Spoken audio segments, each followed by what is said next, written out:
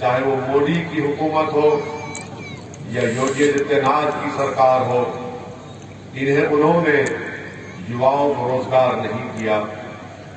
मेरे सरदार मां और बहनें जानती हैं कि कीमतें आसमान को छू रही हैं। पेट्रोल और डीजल की कीमतें इतनी बढ़ चुकी है कि आज गरीब अपने घर के खर्चों को कम करके डीजल और पेट्रोल अपनी गाड़ी या मोटरसाइकिल में जलाता है। गैस का सिलेंडर इतना महंगा हो चुका है कि 1400 रुपये के करीब गैस का सिलेंडर एक गरीब को मिलता है। आज उत्तर प्रदेश की जनता ने बीजेपी को 300 से ज्यादा विधायक उनके कामयाब करवाए, मगर इस पौने 5 साल के अरसे में बीजेपी ने सबसे बड़ा धोखा किया। उत्तर प्रदेश के नौजवानों से 70 लाख नौकरियों का वादा किया और वो झूठा साबित हुआ। शिक्षा के नाम पर मैं चैलेंज कर रहा हूं कि मुख्यमंत्री बता दे कि उन्होंने इस विधानसभा में कितने स्कूल कायम किए, कितने कॉलेज कायम किए, कितने डिग्री कॉलेज कायम किए, तो नहीं बता पाएंगे। आज उत्तर प्रदेश में 4% से ज्यादा बेरोजगारी हो चुकी है। मेरे अजीज दोस्तों और बुजुर्गों, आज उत्तर प्रदेश में 50% जिन नौजवान बच्चे और बच्चियों के पास टेक्निकल एजुकेशन की डिग्री है, बुजुर्गों, एक गरीब मां अपने भूखे बेटी को अगर खिलाने के लिए, उसकी भूख को मिटाने के लिए बिस्किट का पैकेट खरीदती है तो उन पैसों से जीएसटी मिलता है। तो देश के प्रधानमंत्री ये कह रहे कि पूरा खजाना मेरा है देश का। आप देश के प्रधानमंत्री हैं, बादशाह नहीं है, मगर देश के प्रधानमंत्री इस तरह का जुमला अदा करके कि मोदी का नमक खाने का जो बात कही है, वो हम तमाम की तौहीन किया। उन्होंने हमको नीचा दिखाया, उन्होंने किस तरह की बात करके। देश का प्रधानमंत्री इस तरह की बात नहीं करना था, मगर वो जानते हैं कि उनकी मानसिकता ये है, उनकी सोच ये है कि मैं बड़ा हूं और सब मेरे से नीचे है। मेरे अजीज दोस्तों और बुजुर्गों, आपके सामने एक विकल्प है। बाबू सिंह कुशवाहा और ओवैसी मिल गए हैं, हमने अपने दिलों को मिला दिया है और हमारी कोशिश ये की है कि हिस्सेदारी की लड़ाई में आपको अपना हिस्सा मिले। समाजवादी पार्टी के बारे में इतना ही कह सकता हूं कि जब समाजवादी पार्टी के मुखिया से, अध्यक्ष से एक मीडिया के चैनल ने पूछा कि बताइए अखिलेश, कर्नाटक में जो हिजाब और निकाब का मसला चल रहा है, इस पर आप क्या बोलेंगे? तो अखिलेश ने कहा सुनाई नहीं दे रहा मुझे। जब उनसे पूछा गया मुस्लिम वोट के बारे में बताइए बहरेज के, तो कहा जा रहे मेरे भाई, जो राय नहीं रख सकता, जो अपनी बात को कह नहीं सकता आपके बारे में, और फिर इनके चमचे इस विधानसभा में आपके इलाकों में आकर कहेंगे कौम कौम कौम कौम। ये कौन सी कौम से मोहब्बत है कि तुम्हारा अध्यक्ष हिजाब और निकाब पर जबान नहीं खोल सकता? क्यों नहीं खोल सकता? डरते हैं कि अगर बोलेंगे तो वहां का वोट नहीं मिलेगा, फिर यहां का वोट कैसे मिलेगा? अरे ये तो अपना कैदी है, इसको डराओ बीजेपी से, डर के वोट दे देगा। आखिर हमारी गाड़ी पर ही क्यों चलाई गई? गोली चलाने वाले ने पुलिस को कहा कि वो इसी को 3 महीने से उसका पीछा कर रहे थे।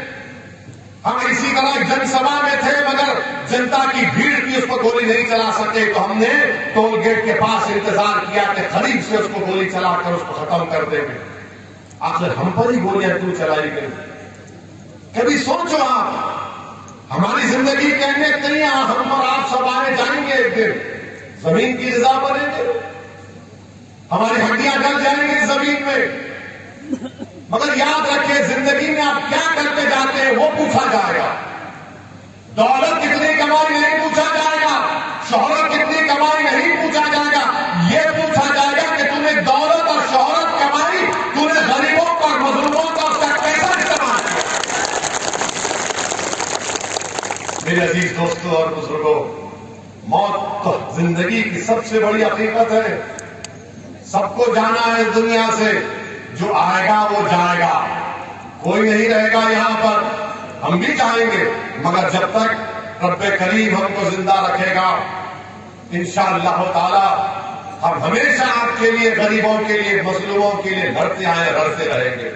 अगर मौत लिखी है तो बहुत अच्छा है, बहुत अच्छा है। अगर मौत लिखी है तो करो, इसी तुम तकरीर करो। अगर इतनी बड़ी तादाद में सरों का समंदर होगा तो हम उससे कहते कि भाई तू क्यों मजाक कर रहा हमको, मगर एक जज्बा है, एक तकलीफ।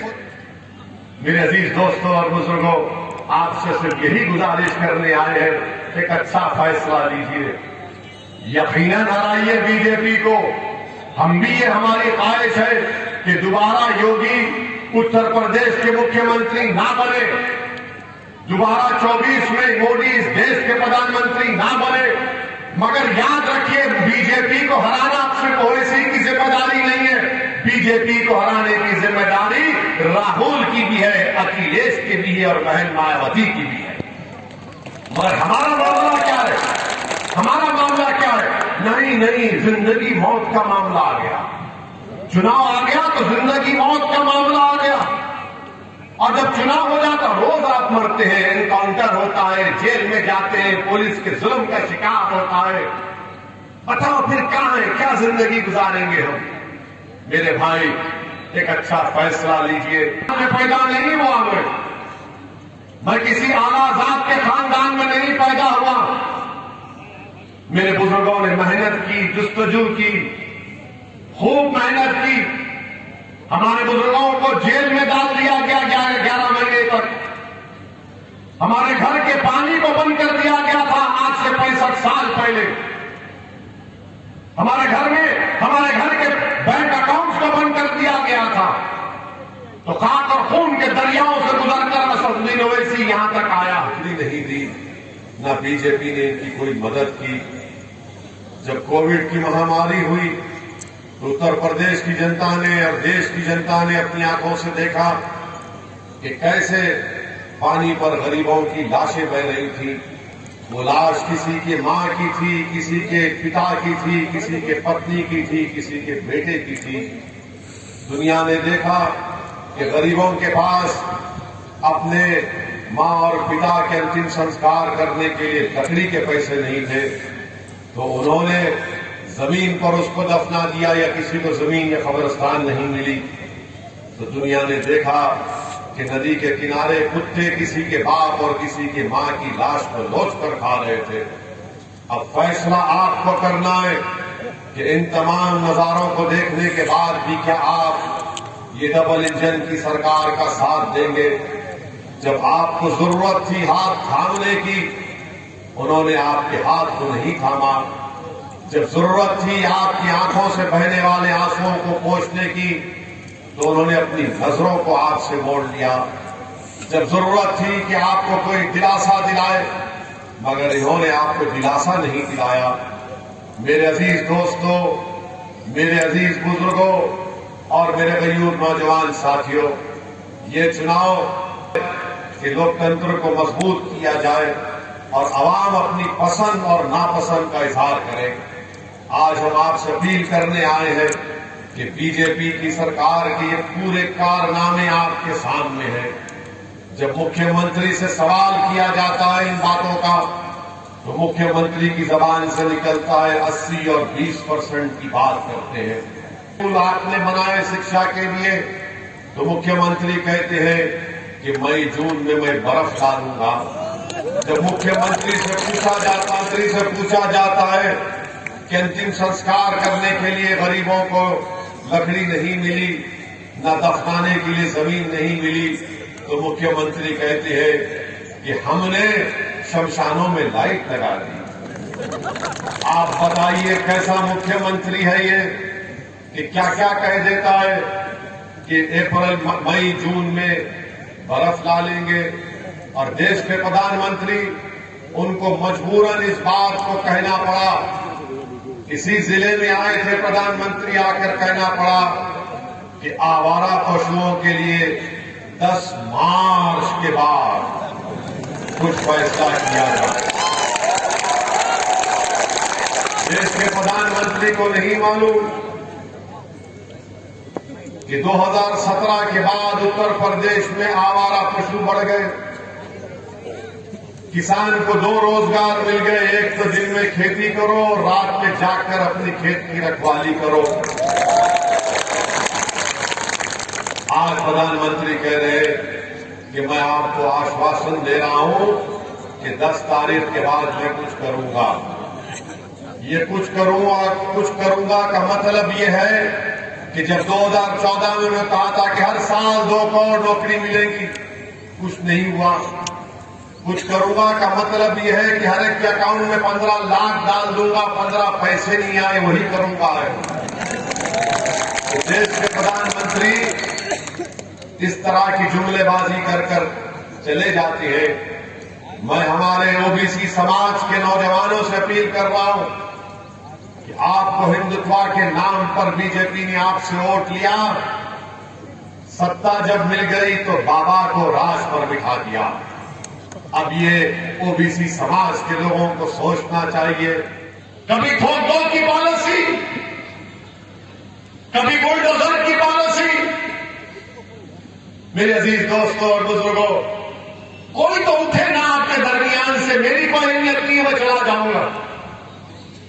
कोई तो उठे जो तुम्हारी बात करे, कोई तो उठे जो जुल्म के खिलाफ आवाज उठाए।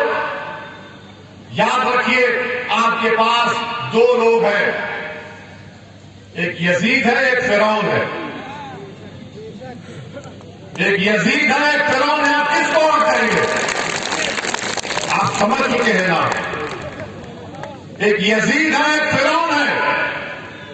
आप यजीद को हटाएंगे तो फिरौन आ जाएगा। फिर आप 5 साल के बाद बोलेंगे नहीं, फिरौन को हटा दूंगा, यजीद को लाऊंगा। यही तो तमाशा हो रहा है।